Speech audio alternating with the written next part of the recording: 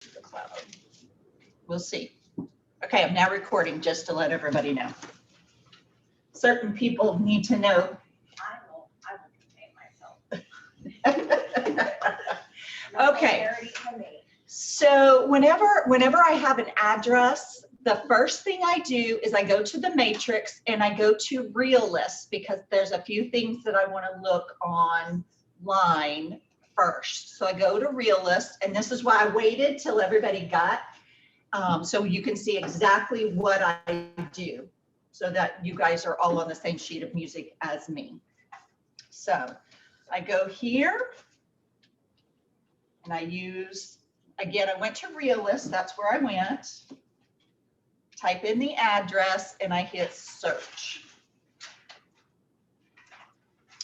So Realist will tell us the MLS square footage, bedrooms and bathrooms, year built. Now, we all know that the tax records are not always correct. So if you have been able to get some information from the seller beforehand, of course, you would always want to do that. We do not always get to have that ability to do that. Sometimes they'll tell us 3 bedrooms, 2 bath. They may tell us, you know, the square foot may be around 1,600 square foot. It's a single story home and that's all they can tell us. So a lot of times when you're doing a CMA, you kind of have to rely on the tax records to do the CMA. This is what I tell my clients whenever I do the CMA. I've done the CMA based on the information from the tax records. So it may not be exactly right, just know that the information came from the tax records. So that's why I always start here, because this is usually the most information that you're going to have in order to do it, because they typically don't know anything other than bedrooms and baths and maybe the square footage range. They very seldom know the exact square footage range, and they usually know around the year built. So here you've got everything that you're going to need: 3 bedrooms, 2 baths. So if you're taking notes, you'd write 3 bedrooms, 2 baths, notes for your CMA is what I'm talking about. Square foot, 1,630. Year built, 2000. I'm going to minimize you guys for just a minute. And then you can go down a little bit further. Subdivision is Trappers Run.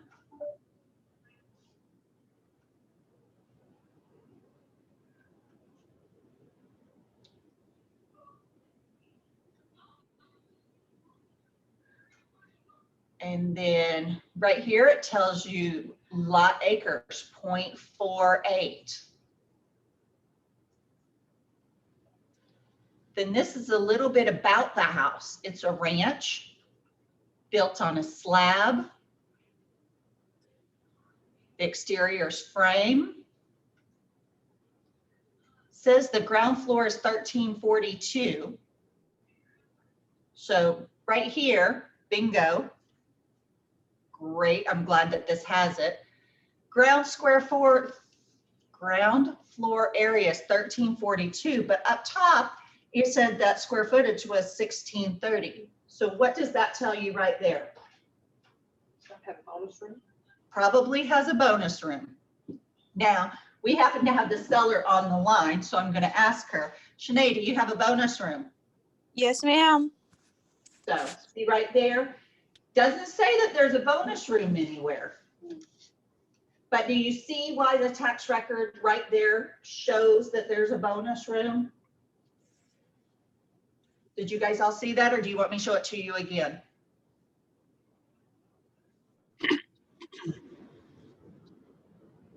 Okay, I'm going to keep moving forward then. So we know that there's a bonus room. There's an attached garage, and it's 2-car garage. And right here it says that there's a deck.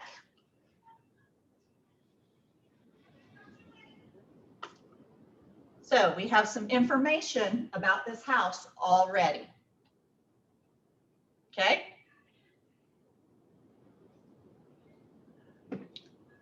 And that will get us started in knowing how we're gonna do the CMA on it. All right. So now we're gonna hop back over to the matrix and we're gonna do a search, residential. I'm gonna take off the active and contingent and do sold. And I always start off with the subdivision. Her subdivision was, does anybody remember? Trappers, something. Trappers Run.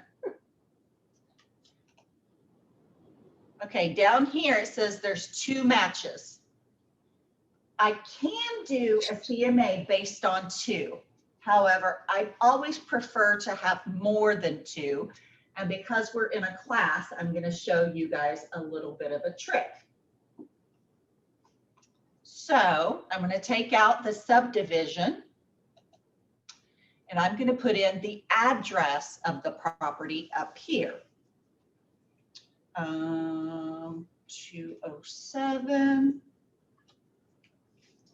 Thorn. Did it start to come up? Thorn back. There we go. All right. So I have to give it a range of where I want it to be. So I'm going to start off with the 1/4 mile. And I still only have 2 matches down here. So I'm going to go a little bit further out to 1/2 mile. Okay, I've got 5 matches. Do you want at least up to 5 to like play safe? I want at least 3 is what I'm looking for, 3 to 4. You can do it with 2, and I have done it with 2. But because I'm teaching a class, I always like to show more if I can. So, and sometimes you do have to go outside of a neighborhood, which is another reason why I'm doing it this way. We know that an appraiser, if they can't find, and an appraiser is always going to use more than 2 columns. An appraiser will go out of the neighborhood if he has to, because we have a 1-story home. So right now, I don't know what those 2 houses were, if they were 1-story or if they were 2-story, and I don't know what these 5 are. So an appraiser will go out of the neighborhood if needed. So we need to know how to go outside of that neighborhood if we need to go outside of that neighborhood. So this is how you would do that. So right now I have 5 matches. So I want to make sure that these 5 matches are a good match. So I forgot to mark a couple of things.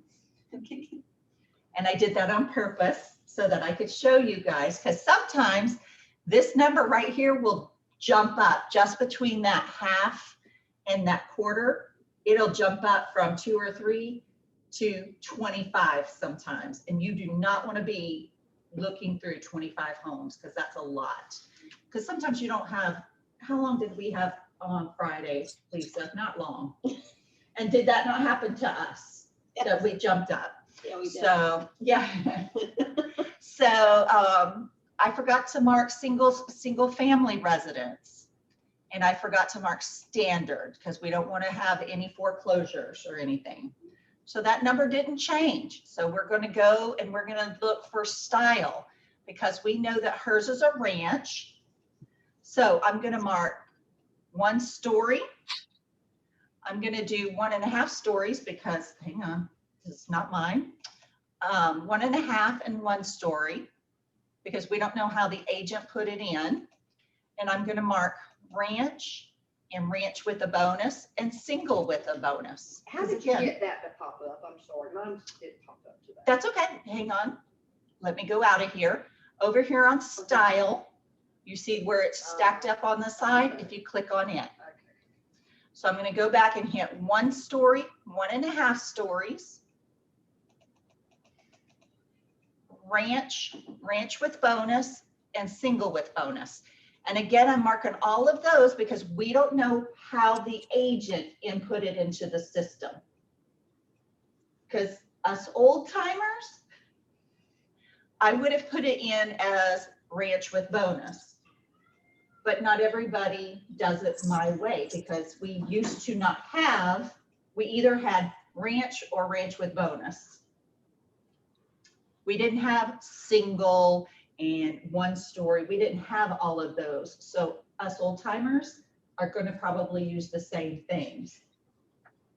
But just because we didn't have any of those, we don't look for those. So you want to make sure to hit all those different realms because you don't know how it was listed. And then you want to hit OK. Well, guess what? I still have 5 matches. So I'm going to click on those 5 matches and see what they look like. All right, so by doing that, we already know, do you guys remember what her square footage was? 1630. 1630, right. So I already know that this one on Tanner Loop probably should not be used because it's only 13 to 1400 square foot. This one on 14 to 1500 probably should not be used. These 3 down here are all 16 to 1700 square foot, which are the same square footage as hers.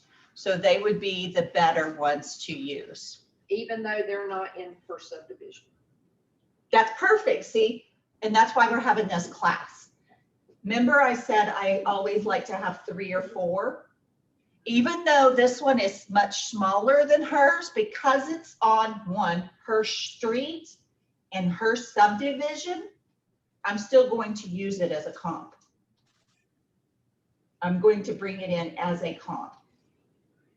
Because guess what? An appraiser is probably going to as well. I'm not going to use the 13 to 1400 one, but I will use the 14 to 1500 one. Mainly because it's on the same street as hers. So when you're looking at your houses, you can manipulate the numbers. You can always manipulate the numbers because it's going to decide on what houses you use. Always remember that. People say that all the time. The numbers are what the numbers are. Yes, but you can manipulate them based on what comps you use. But you also need to be able to explain this to your sellers because you have to explain to them what a CMA is and what it does. So that's the big thing that you want to be able to do. The other reason that I want to use this one on trappers that's on Thornback is also because days on market is 0. When an appraiser looks at that, that's going to play big time. Again, it's on her street, 0 days. So I'm going to check mark these 4 because those are the 4 that I want to use. They're most like hers, 3 bedrooms, 2 bath. Again, these 3 right here are the most like hers in square footage, 3 bedrooms, 2 bath. And then I'm picking up this one that's also 3 bedrooms, 2 bath. It's close to hers somewhat in square footage, and it's in the same subdivision on the same street. So once I've picked, excuse me, once I've picked the properties that I'm going to use, we have a quick CMA, and please don't ever use a quick CMA because that one is not going to give you any type of adjustments. The commission says that you must show adjustments. Excuse me. So you can do a quick CMA just for you to see what possibly something may be. But if you're going to do an actual CMA for your clients, you must do a regular CMA per the commission. You have to show adjustments. So you need to hit regular CMA button right here on the bottom. So I'm going to click it. So if you already have your client's name in your database on the MLS, you can add it here. I do not, so I'm not going to add it there. I just skip on over to the pages. A lot of people think you have to do it. You don't. You can just skip on over to your pages. If you do not already have your default set, you can do it. Yes? Oh, thought somebody was saying something. There's all kinds of things that you can add. Your cover, you can do a cover sheet. You can do a cover sheet with a photo or without a photo. I'm not going to run around and take a photo of a house before I go do a listing presentation. So of course I do it without a photo. Subject adjustments, you can do it, and you can add each one of these over here that you want. So a summary sheet, price adjustments, and your 4-up price adjustments. Only if you only add what you want to be in your CMA presentation. So just because I have it doesn't mean that you need it. You have to remember that this is where you have you. I've been doing this a really long time, and so I don't need to add all the extras in because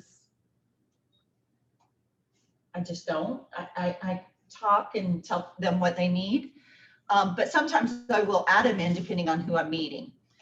Your comparables, minimum and maximum, days on market, list price and sales price, CMA brief, pro brief, and pricing recommendations. So if you'll notice, I don't have most of those in my CMA packet, and that's just because I don't need them. I don't want them. Doesn't mean that you can't add them. Static is activity versus timing, the guarantee to you, effects of overpricing, benefits of using a realtor. If you're going to meet a FSBO, that may be something you want to add into it. Market analysis explanation. If you cannot explain your CMA, you might want to add that in there. Importance of pricing, setting the price, pitfalls of overpricing. If you cannot explain that, you may need to add that in. Where commission goes, if you can't explain that, you need to add that in. Sources of buyers, steps to a positive showing, and what it takes to show. Again, guys, I've been doing this for a really long time, so I can explain that. I have scripts for all of that, so I don't need them to read it. I also find that people tend not to read that kind of stuff, so I don't do it. I do always include a map in mine, just because I like for people to see where their homes are and where the homes I'm using to price it come from. Once you click what you want, you hit add and it will add them over here. And then once you add them over here, you can pick and choose where you want them to fall. So like I want my price recommendation at the very end. I don't want it up top, you know, because that's really what they want to know. So I want them to look through everything before they start looking at prices. That's just me. You can set this up each and every time the way that you want it.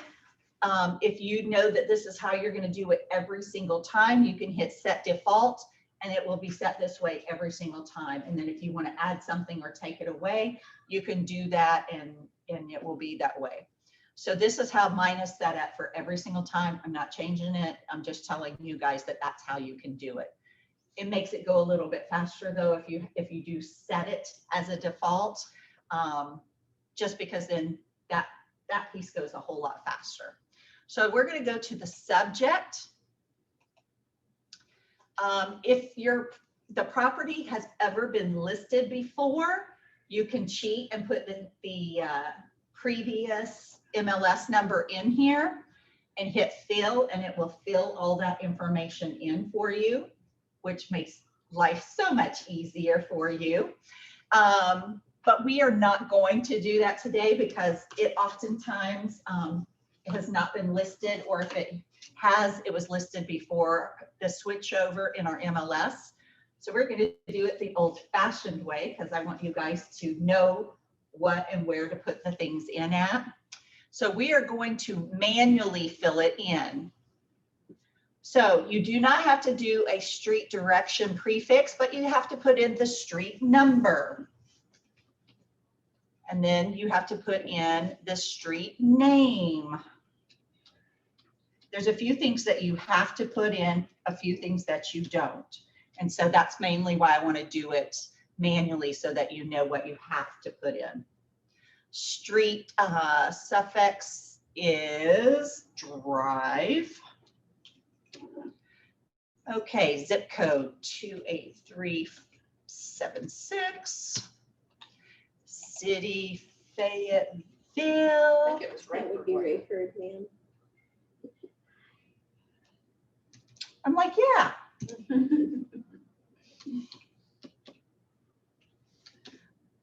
I was just testing you. Okay, You're not falling for that? Is that what you're telling me? sure I am. Whatever you say. Uh-huh.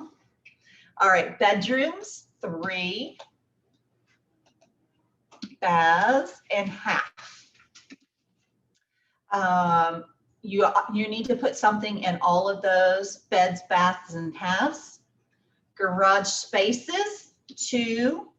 Carports, 0. You need numbers in those because that will play a part in the next section. Sold square footage. Remember, this is where I told you to write it down from the tax records. You need to write down 1630 because that's what it said the square footage was. Lot size acres, 0.48. All of this stuff, list price, sold price, property type, days on market, none of that really matters. Year built, 2000. And that's really all that you need. Down here at the bottom, it says custom fields. There's a couple of different ways that you guys can do it. I only know one way, and you guys know I'm a trained monkey. We're going to do it the same way all the time. So down here, there's a drop down, and you can type in whatever it is that you want. So I have mine saved. One of them saved is granite because that's one of the things that we usually look for. Some have it, some don't. The other one is usually privacy fence.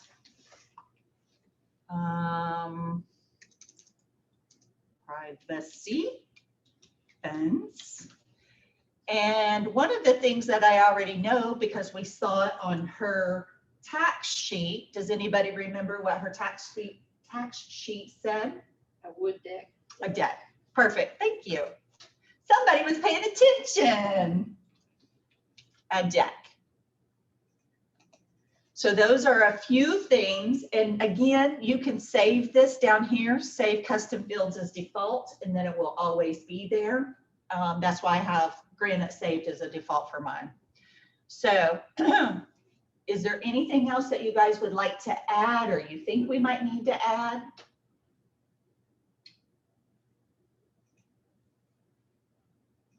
Okay, we'll go back if we need to because we can. Okay, I was like, I don't know. Deer in the headlight, look, I don't know, I don't know. I mean, I don't know if it's on there. Is there a difference between laminate versus carpet versus hardwood? Does that matter? You can, yes. Yes and no. And we'll talk about that here in a minute. So great question. So we're going to go to the cover. If you had a picture, you can upload it here. Of course, I told you guys I don't have a picture, so I'm not doing it. And this is where you can put all of their information if you have it. I typically do not put the person's whole name here. I do that for a couple of different reasons. If it ever gets out of my hands, I don't necessarily want somebody to be able to. And the person that I'm sending it to, I don't ever know if they are married or not married, who they're sharing it with, you know. So I typically, again, that's just me. You guys do it however you want. This is how I would do first letter, last name of the person I'm talking to. Because again, we live in a time where people are getting divorced and you're only dealing with one party. We have We may have two Misters, we may have two Misses. We don't know people, how they want to be identified. So I just try to be very, keep it simple. So just do the first initial, last name. And I've never had a complaint by doing that. So they know who they are.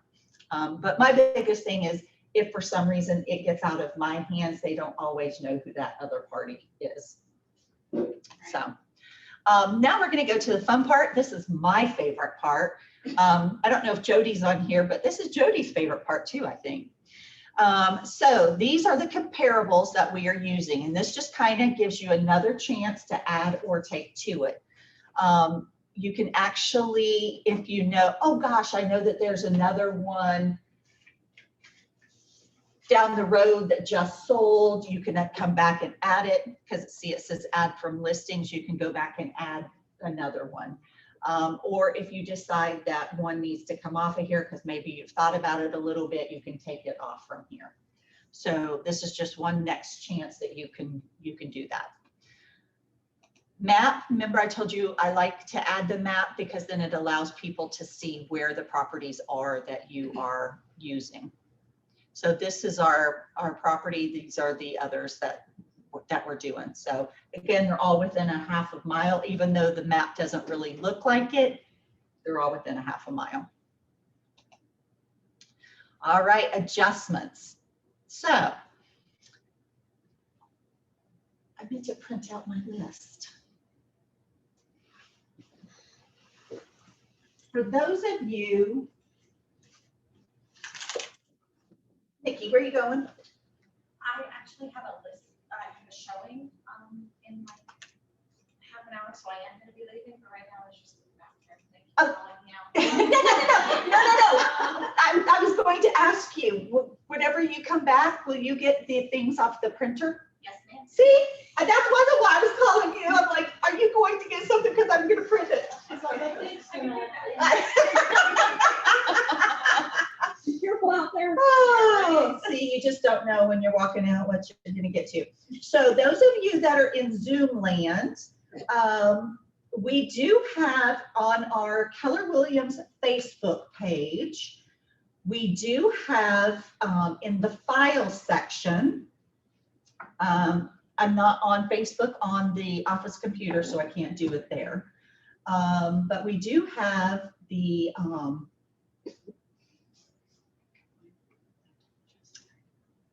in the file section, we do have the you know, I'm trying to adjustments. Yes, thank you. I'm trying to do two things at one time. Thanks. Sarah's keeping me straight over here. We have it's on here, it is listed as CMA adjustments new.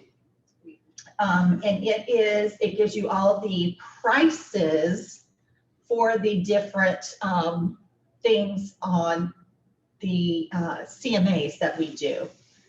I'm going to print it out and give it to the people here so that they have one in hand. I use this a lot. I would recommend you printing it out, although it's always here for you, that you would do it because you will end up using it quite often.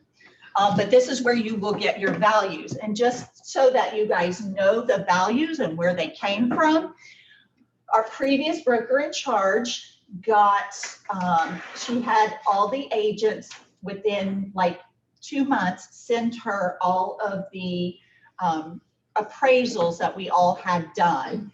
And we sent her the sheets that had the comparables on them. And she did a grid sheet that came, and then she figured out what the average prices were for bedrooms and baths, what the appraisers. So it wasn't one single appraiser. There were several different appraisers. I mean, you have 100 and something agents that were sending her appraisals. And so she was doing a range of values. And so that's where she came up with. So if you are on there, if you go down to the bottom, it says bedrooms between 600 and 800. You can determine which value you want to do between 600 and 800. It depends on the size of the house. It depends on, is it just an average bedroom? Is it nice? You know, is it nice, more nicely done than others? If you just pass them out for me since you're walking. Yeah, I was gonna tell you that it cut off the value for them. Burr. I know. Okay. Well, that didn't work as good as I thought it was going to. So, You want me to try to print it? I mean, I've got it, I think if you do it landscape, you might be okay. where it says, and on mine it says fit. I don't know, how many copies do we have? 1, 2, 3, 4, 5, 6, 7, 7. Maybe I'll print one and we'll see. Test run. Yeah, I mean, mine says fit to printable area. So anyways, but that's why there's a range, is because you can control, Lisa and I did one on Friday together, her very first one. And I didn't always go to high, did I? I kind No. of picked middle ground. Played with it a little bit. Yeah, I picked middle ground most of the time because you haven't seen the house. So it's kind of hard to determine whether or not you're going to go high or low, unless they've told you they've totally redone something. I just kind of go middle of the ground. So you're not going to be right or wrong if you choose to go high or low. Did you do it? Yeah, I mean, this is what we're needing, right? Yep. Okay, so. So it's like I said, it's not right or wrong. If you choose to go 600 and an appraiser is going to do 800, the value is really not going to change much, and we'll go over that in just a minute. So just whenever you're looking at these values, don't get so caught up in the fact that you don't know whether or not you should do 1,200 or 2,000 for a bathroom. If the seller hasn't said that they've done updates, just go on the lower side or do the middle ground, 1,500. I think that's what we did because we didn't know. It's never going to be that far off that it's going to really, and again, you'll see it in just a minute. So don't freak out. Oh my gosh, she's only given me $600 or, you know, blah, blah, blah, because it's really not going to make that big of a difference whenever you actually sit down and start looking at it. So, but if you want to know, for those in Zoom land, just go to our office, not the PC, the office Facebook group, go to your files and the CMA adjustments new, because that's where the values are. So for bedrooms totals up here for this one, I'm just going to put 600 because they all match, so it's not going to make any kind of a difference. Bathrooms full, down here she's got 1,200. Again, it's not going to make any difference because they all have 3. Bathrooms half, we're going to do 750 because it's not going to make any kind of adjustments.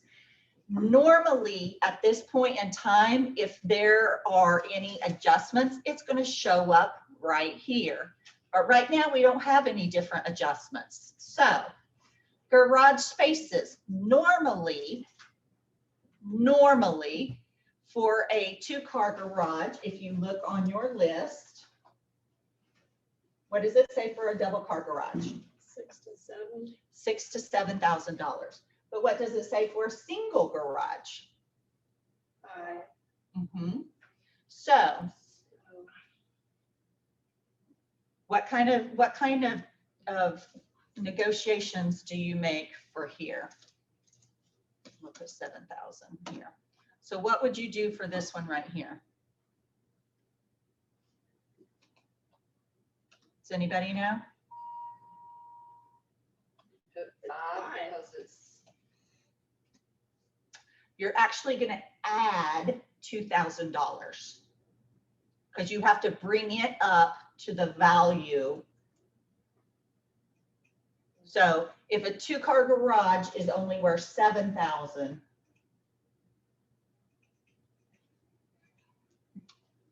right?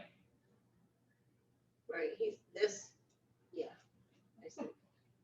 It's so it comes out as 5, but we have to adjust Right. for our, Right, you have to bring it up to the same value as our ours. property. Right. Yeah.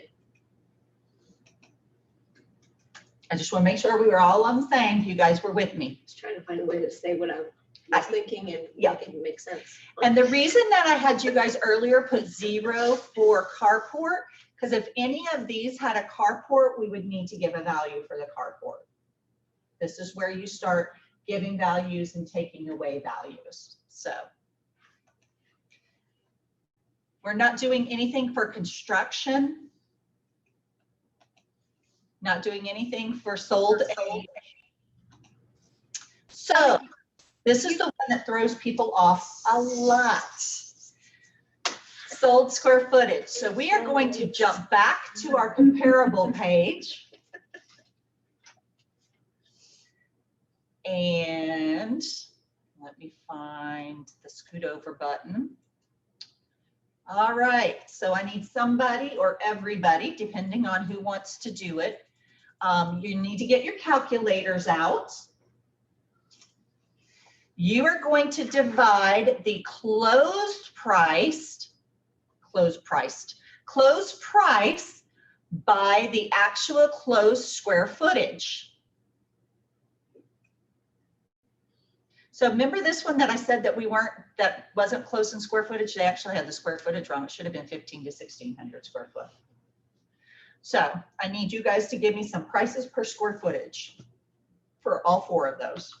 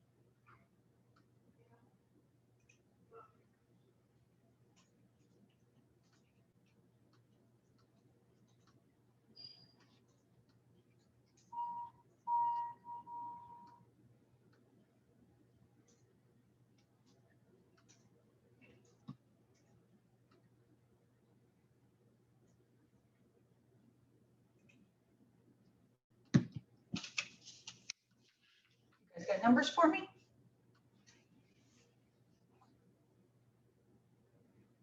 I think I do. Okay, so what's the price per square footage on 103 Thornback? About 97.97. Anybody else get one? 98. You got 98? Are you rounding up? Rounding up.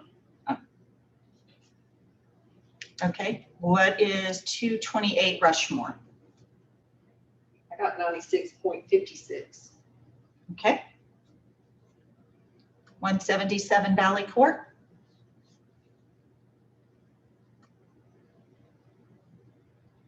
I got 93.93. Is Sarah the only one doing this work? 94. I rounded up on the I was late, so. And I didn't know, do you round up? I'm a former math teacher, so I ran into near sin. I mean, I don't know what are you supposed to? You're supposed to, yes. And 413 Rushmore. 101. And I had 100.93. Okay, so now you are going to take those four numbers and divide them by 4.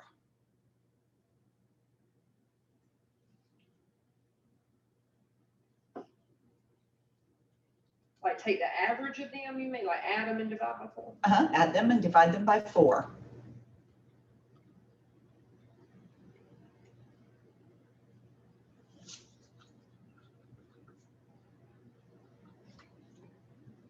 Shoot.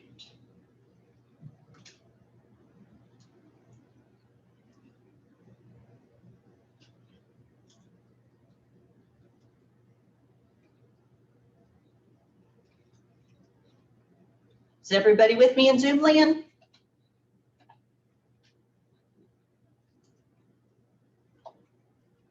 Yep. Okay.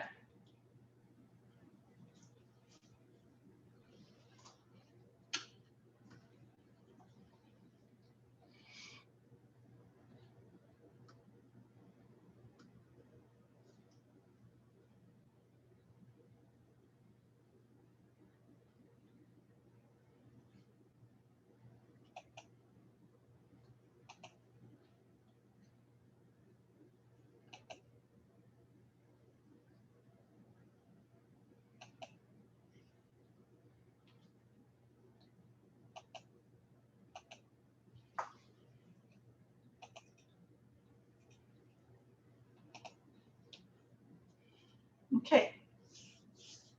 Anybody got a price for me? 38.89. Divided by 4. Oh, sorry, I was on stuff. That's okay. I got 97.35. Okay, that's what I got. What'd you guys get? Jim, what'd you get? Say rounded to 97.78. Okay, so now we're going to take that number, 97.35 or whatever number you came up with, and divide it by 2.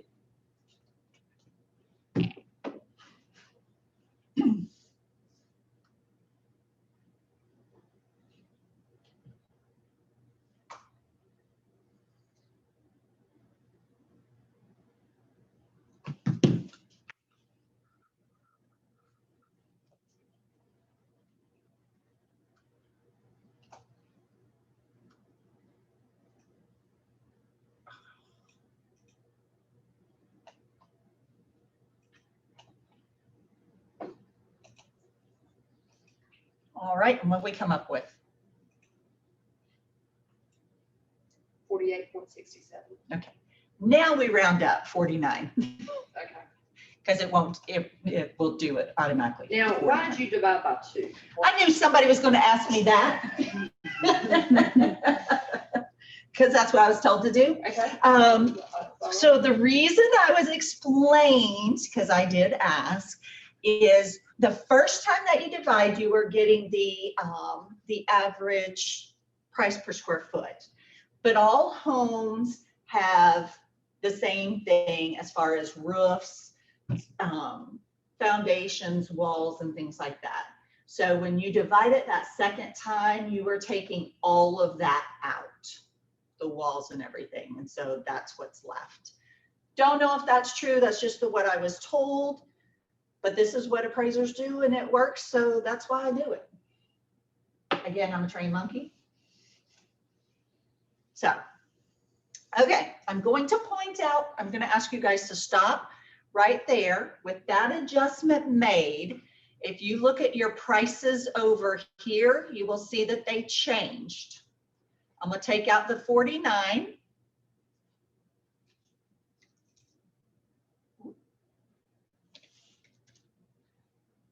Take that out and you see 168 down at the bottom, 152 up top. But when you put in the 49 for the square footage, you see that it changes, 154 up top and 166 down at the bottom. So when the commission says that they want to see adjustments, so far we tried to adjust for Beds, baths, we didn't have any adjustments for those, but we did have an adjustment for the garage space. And so far we have adjusted for the square footage.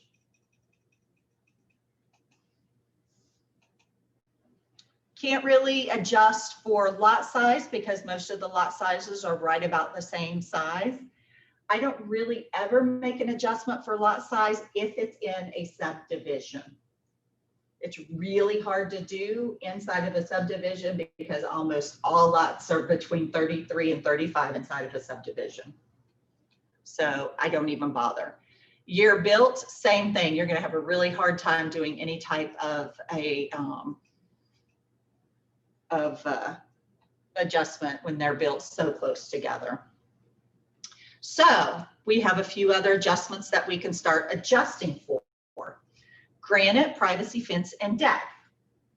But there's also other things. So as we look, we don't know what our subject house is because you guys have not been in the subject house. We're pretending like Shanae is not here, so we don't know what's in the subject house. So we have to look at some of the others and see, is there something outstanding with those houses, like a super updated something, a screened in porch, that type of thing, a shed, but it has to be not something that plastic can blow away like in the one that we saw. So those are the types of things that you're looking for. If we knew more about the subject property, then we'd be able to give a little bit more value. But I'm trying to be real life, and this is how real life is. When people call you, you typically don't know. So I want to talk about that. So the easiest way for me to tell you to do this is to jump back to your comparable button and to look at your photos. Because this is what's going to tell you the most about the house. So we see that there's a privacy fence, so we're not going to give any value. Oh, bingo. There's a shed right there. So what property were we on? We were on Rushmore.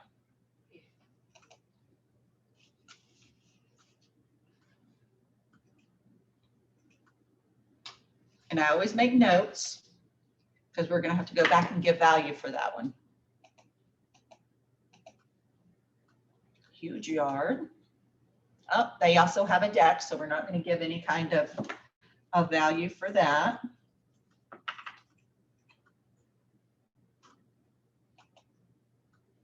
Hang on a minute.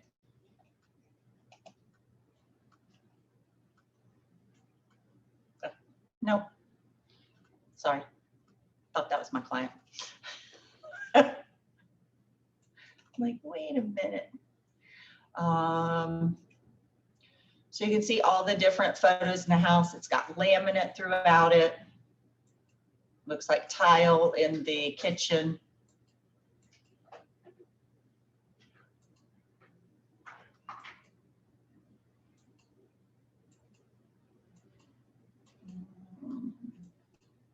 Can't tell if that's marble or not.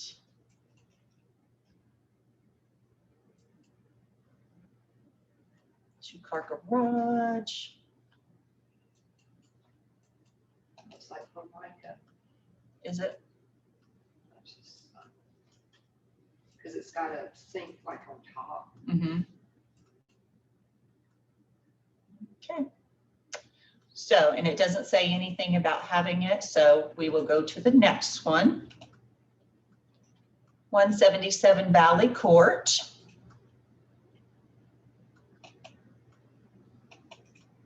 So no fence on it.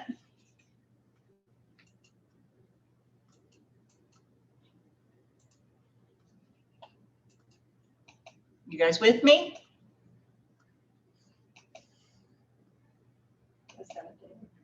Which one I'm on? 177 Valley Court. Nicely staged. That just looks like regular mica counters. They did a nice job staging it.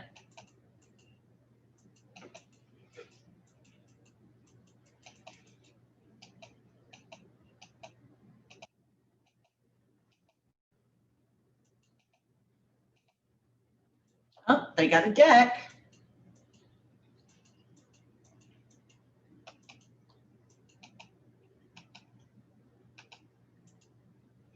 Nice big yard. All right, and then we are going to go to, I hate it when my thing comes up. There we go, go down. We're going to go to 413 Rushmore. I love the side entry garage.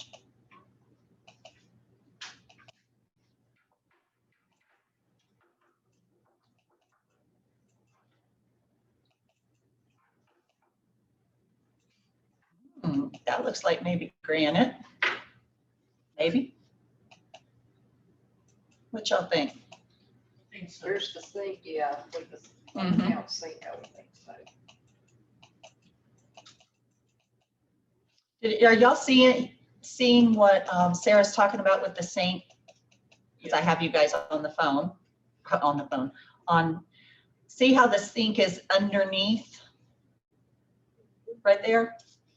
That's a good indication that it's granite. Not always, but a good indication.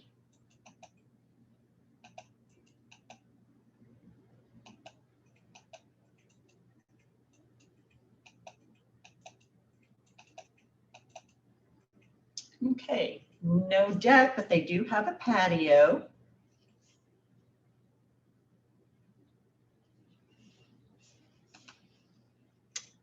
A fence. And a small shed, very small. No, that's a blow away. You think that's a blow away? It is, wait till you get to the end. I went backwards like you showed me. Ah, got it. Okay. See why I tell people to start at the back? All right. So we're going to jump back to our adjustments. That last one was what? It was 413 Rushmore. 413. I put Rushmore, but didn't put which one. Okay. So granite, what does the sheet say for granite? 1,500 to 2,000. Okay, we're gonna say 15. I always go low on granite because it's not as big of a thing anymore. What does it say for privacy fence?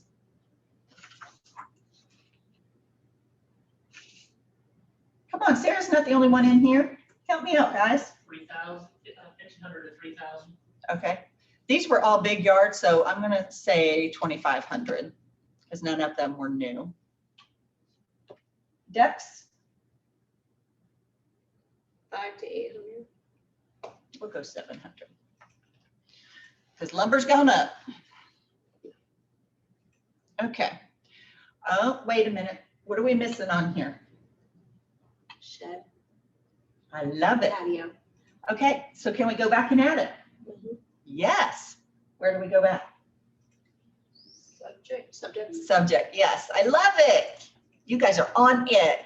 So we go back down to the bottom and under custom fields, we're just going to go and add shed.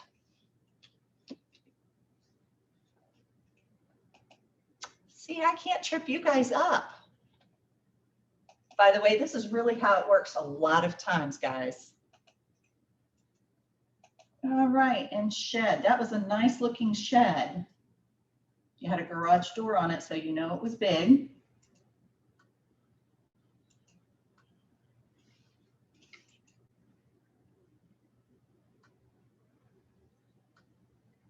They don't have shed on here, do they? 1,500 was the bottom. Nicely constructed average storage shed. Well, Like fourth from the bottom. that was, well, So that's not nicely constructed. I'm gonna give it 1,000. Because we don't know what the inside of it looked like. All right, so let's go back now with these 4. Granite, which one had granite? Only one of them had granite, right? 413 Rushmore. 413, And so are we giving it or are we taking it away? Take it away. Taking it away, because we don't know if ours does or not, so we're gonna say no right now. So we're taking it away. Privacy fence, which one did or did not? Which one did not? 413. 413 Did and Valley. did not. Right. So we taking it away or giving it? Taking it away. No, we're adding Did we 2. get- They Oh. didn't have it. So we're adding 2. We gotta make it like ours. So we've got to add to it.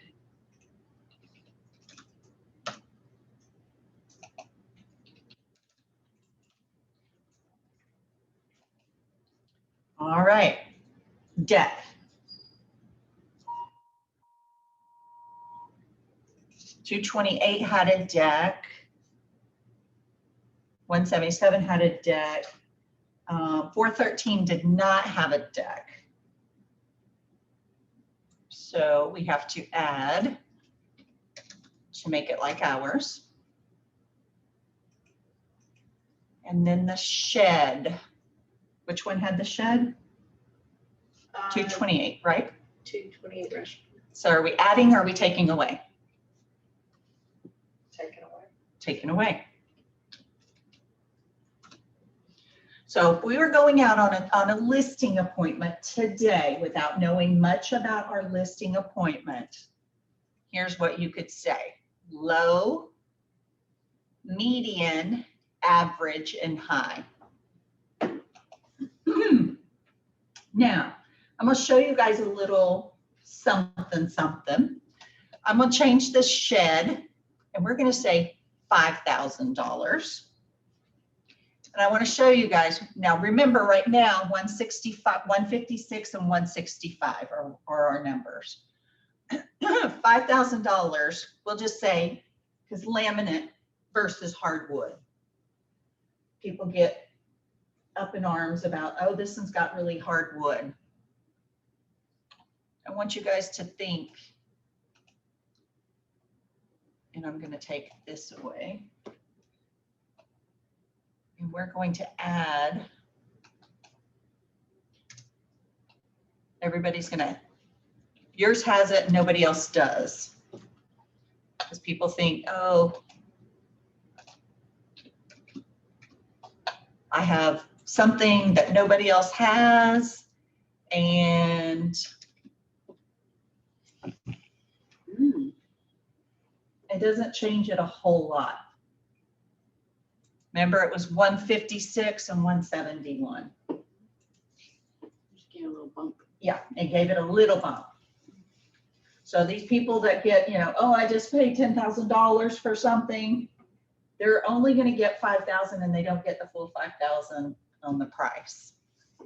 So, and by the way, that everybody would have to get bumped up. If you take we'll just say one person's got it.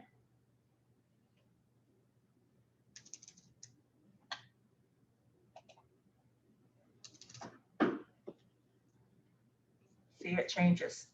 They don't get the full 5,000. Each time that you take one of those people off, that value comes down more and more. So if half the people got it, so these sellers that they've done all this work, that means nobody else can have it for them to get the full value. So when you guys go in and do your CMAs and they want the full value, you have to explain to them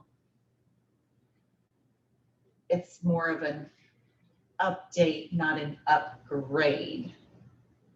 So that will help you guys explain them getting value versus not getting value. They only get value if nobody else has done that upgrade. Kind of like a pool situation. Yes. They pay, I don't know, for those of you that have heard, she said it's kind of like a pool value. They will pay $20,000 to $25,000 for a pool. By the way, the max that they will get for value of a pool is $5,000. That's the max they get for an in-ground pool. That's rough. By the way, that's an Olympic-sized pool with all the diving board and landscaping and everything. Max they will get is $5,000.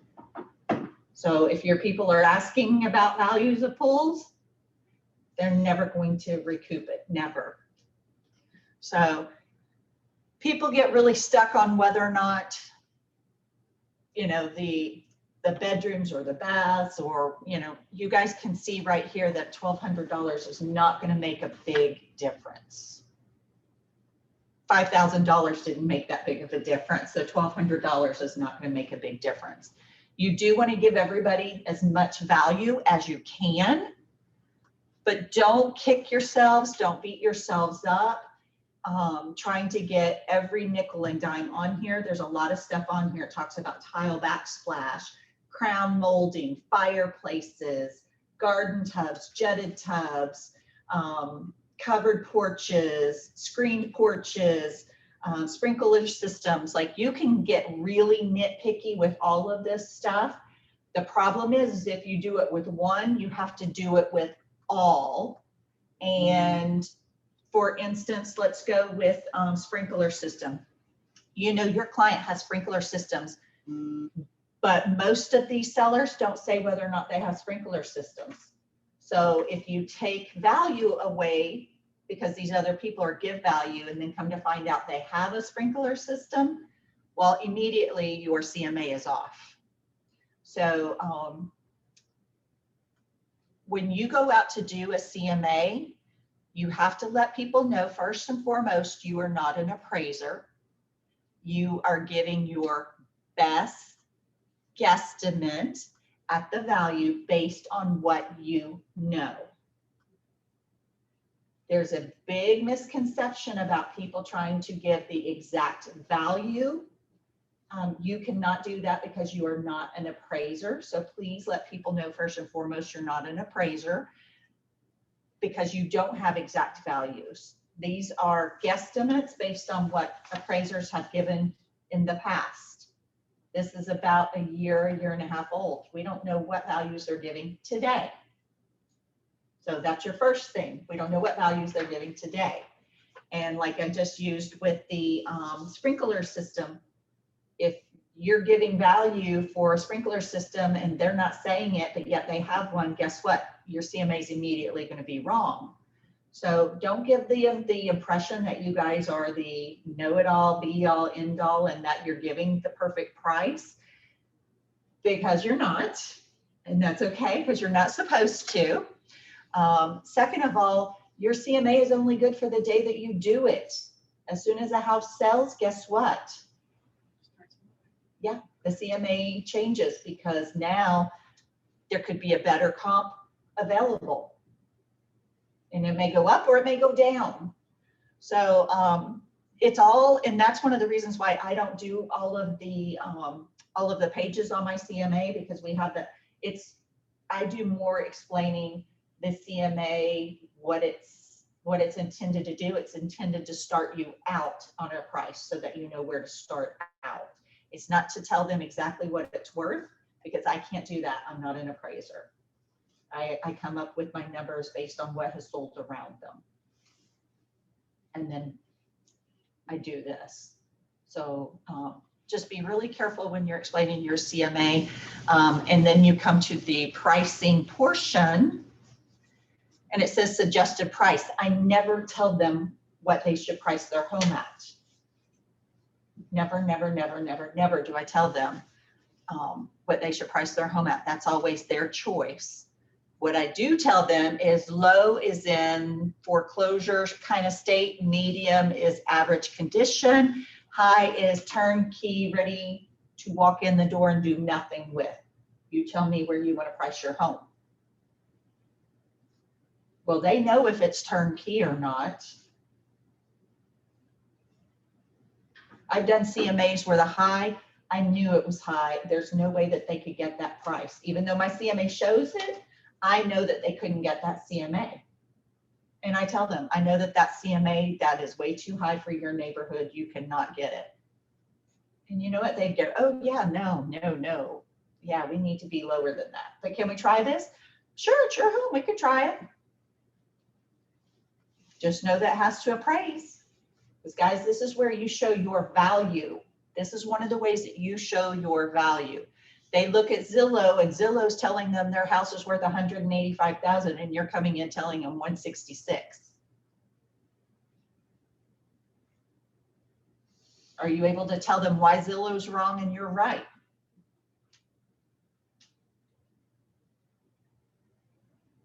Zoomland, can you tell them why Zillow is wrong and you're right?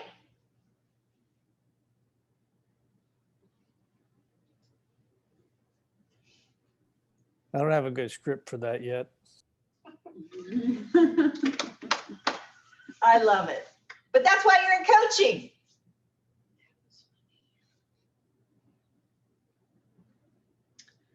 I just had this conversation the other day, and I will tell you my script for that is Zillow does not disconcern where they're pulling comps from. They don't look at areas. They don't look at school districts. They don't look at 2-story versus 1-story. They just pull what has sold. And by the way, they don't disconcern if it's been 6 months, 1 year, or 2 years. So that's my script for that. And it's true, by the way. Down at the bottom on Zillow, it also says these comps are likely to be out. And if you look, it's anywhere from 17 to 32% that they're off a value. That's a lot. So does anybody have any questions? Need me to show anything again? Need to go over anything again?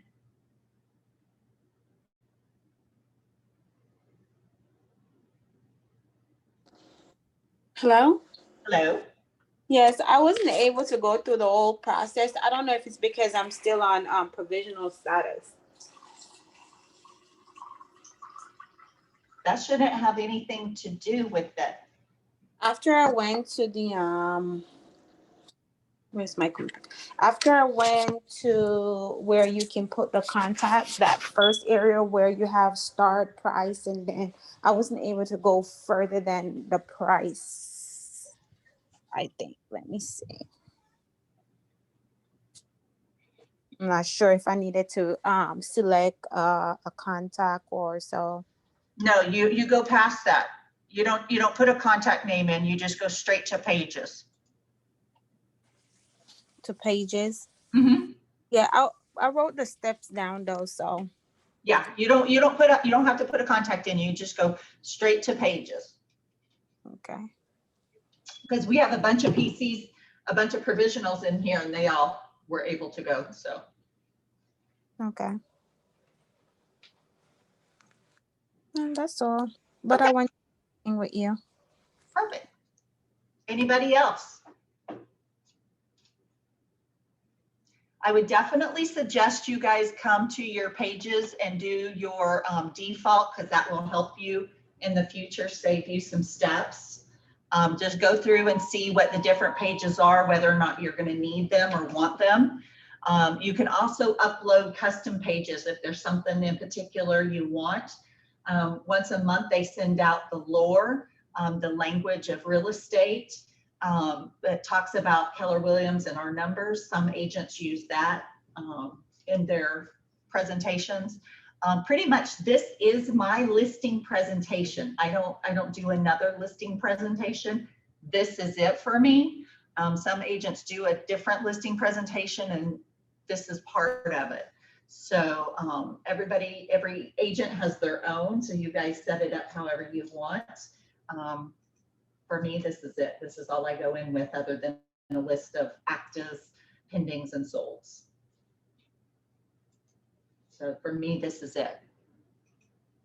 But again, I've been doing it for a really long time too. So Jim's back there laughing at me. He's like, yeah. So just know that, you know, I'm able to know my stuff, know my numbers, and be able to explain things. So for me, it's a lot different. But definitely spend the time looking at the different stuff so that you know what you want in your packet. Just remember, if you give it to them, are they going to take the time to read it? So, and then I will show you what the finished product looks like from this one, just so that you guys can see what it looks like.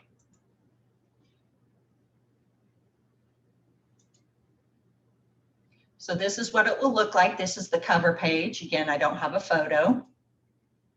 This gives them a summary of the listings that we use, so they can look at the addresses, the prices they sold for, beds, baths, half baths, square price, square footage, and then square footage price, and when they sold. And then down here, this is the sheet that I turn in for my CMA that I have my client sign, because it has the price, and then it shows the adjusted comparable price. So the commission sees that I actually did my adjustments. So they have to sign it before you put it into your command. Yes. Okay. Yes. You want to protect yourselves, guys. And then this actually shows them, you know, the actual properties and where the adjustments were made. You have here the price for your square footage. Here's the price, the adjustment that you made for the garage. So these are where all the adjustments, here's the adjustment for granite and privacy fence and shed. So it all shows up here. And then here's just another brief summary of the homes. I do include a graph just because some people are graph people and they need to see it. So if you've got one of those people, they need to see it. And so I include that graph. Here's the map, pricing recommendation, and I'm done. That's it. That's how short mine is. So, and again, you'll see that there's no list price, and I can show you all of the ones I've ever done, and there's no list price on them. So,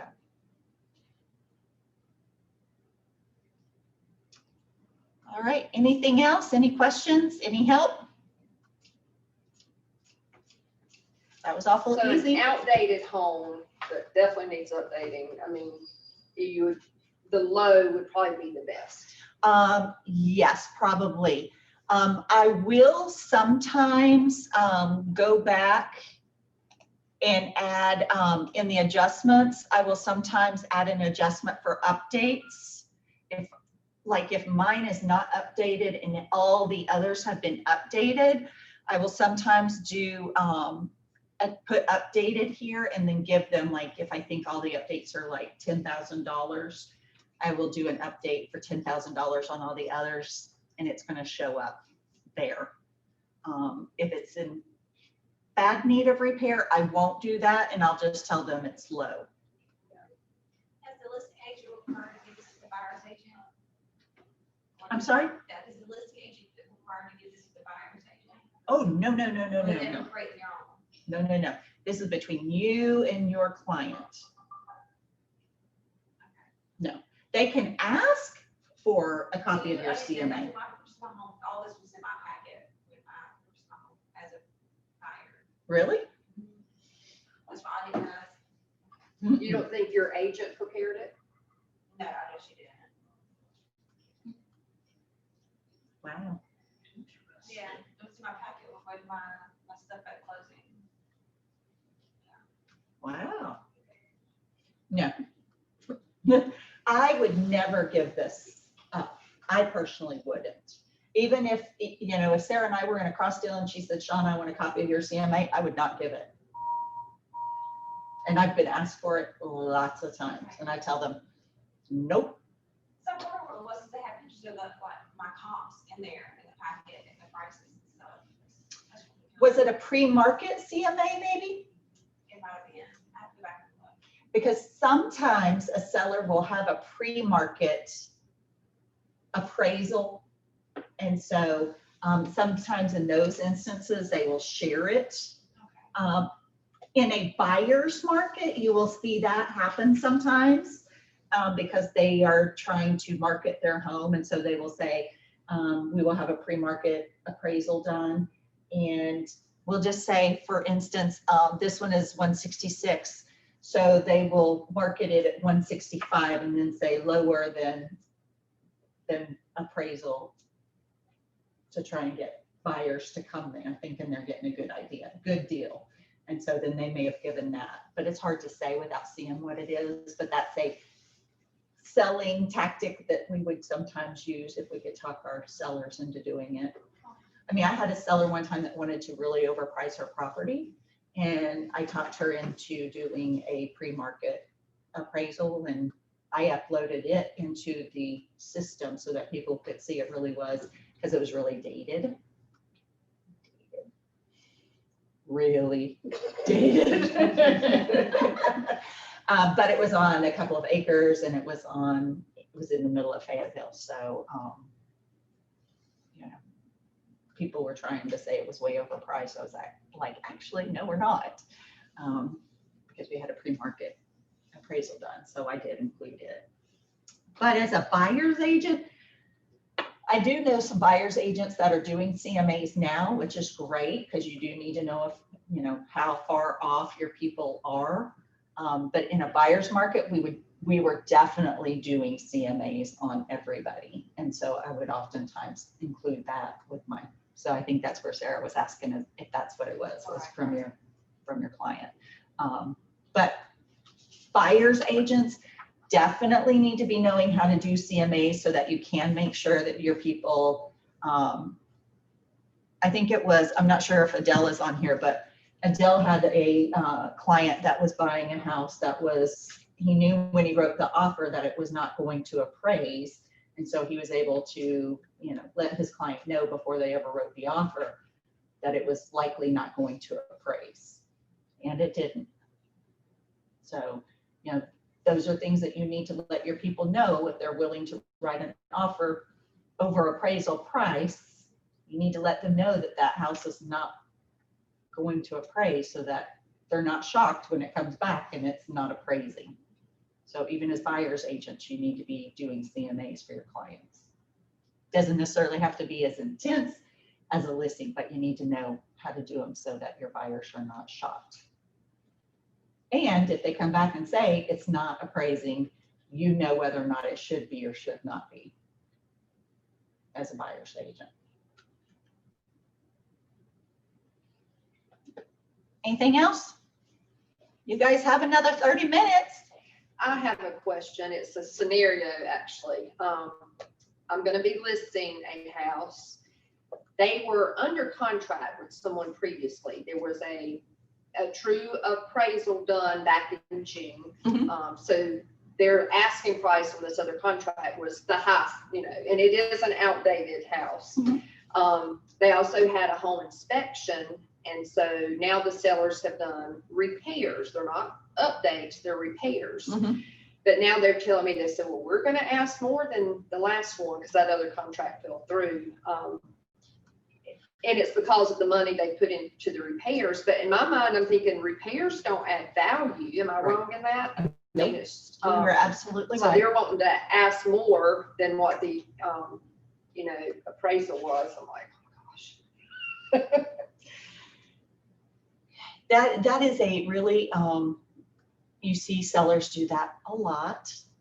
What I would remind them is that people will see what it was priced at before. And so know that, you know, you can certainly do it, but Zillow and things like that, are gonna let them know what it was priced at before. Right, well, no, this was never truly on the market. They were Oh, okay. unrepresented sellers at that time. Okay. But anyway, so. Yeah, well, Quick question, Shauna. If this is Shanae. If you're looking for how much the rent is in certain areas, because I have one person saying that they're gonna sell, they're gonna buy a house, but after they're gonna sell it, and they wanted to know like which what the price is in the area if they have to go ask their neighbor or something. there's not, it's not a set anything. It has all to do with school districts and neighborhoods. Okay. So there's not a set, I mean, I have, my neighborhood is in between two not so great neighborhoods. And so if you looked at that, you would have a very different, yeah. So you can't just say an area, you know, it goes totally by neighborhood and school districts. So, yeah. I was in Jack Britt School District at one time, and when they rezoned us, our values went down very quickly. Oh wow. So yeah, if people think that school districts don't matter, just ask me. And if they don't think that neighborhoods matter, look at the difference between houses in some of these neighborhoods that are not in the best. So yeah, it's all about neighborhoods, school districts. So, and not that the neighborhoods are bad themselves, it has a lot to do with school districts. I had a client who owned a home forever, and I told her it had a lot to do with their school district. And she said, well, that was a great school district when my kids went there. And I said, unfortunately, it doesn't have a great reputation now. And it has nothing to do with your home. It has nothing to do with your neighborhood. It has everything to do with the school district. So. Jack Britt's highly overrated. No, I'm just- I completely agree. If I knew now if I knew then what I knew now, I would never have sent my kids County there. is highly overrated. Who is? I said all of Cumberland County schools are highly overrated. So, yeah, it's just, it is what it is. So, but when I moved here in 2003, we did our going around and interviewing schools, and that was the one school that actually compared to what we were coming from. So that's why we went there. I mean, they do have good test scores. That's what most parents look at. Well, in 2003, they were the only one that had decent test scores, but we actually went to the schools and interviewed, and I was not impressed with how they treated me as a parent when I went to Southview. They basically, we just won't get into it, but yeah, I was like, well, if they treat me as a parent, how would they treat my child? And we had an appointment at another school, and they basically said, no, we don't have you down on our books. And I was coming from another state. So I said, okay. We walked into Jack Britt, and they said, can we help you? And I said, we're here to interview about the schools, see what's going on. And the guy said, well, I'm the assistant principal, but can I help you? And I was like, sure can. And he spent over 2 hours with us. And I was like, okay, yep, this is where I want my kid to go to school. And we ultimately let my child decide, because he had went to all the schools with us, and he liked that school the best. So you know, it wasn't bad. My youngest one went there because that's where we were zoned. And we got zoned out while he was still in school. We got grandfathered in, so he got there, so. But I probably would have switched had I known. So, but definitely that's one of the things that going and doing previews with homes about is going to help you learn one area, what a $150,000 home is in one area and what a $150,000 home in another area. Go and check the different school districts out, not just neighborhoods, but the school districts. That's a huge one for you. Anything else about CMAs? If not, I'm gonna let you guys go on about your day. Don't forget, Trisha is doing open forum at 11. That's a chance to ask any kind of question about real estate that you guys have. So I definitely recommend, and that's your broker in charge. So pick her brain, pick it good. So, all right. You guys have a great one, and I will talk to you guys later. Thanks for coming. I'll see you tomorrow at Ignite, 9 o'clock. Be there or be square.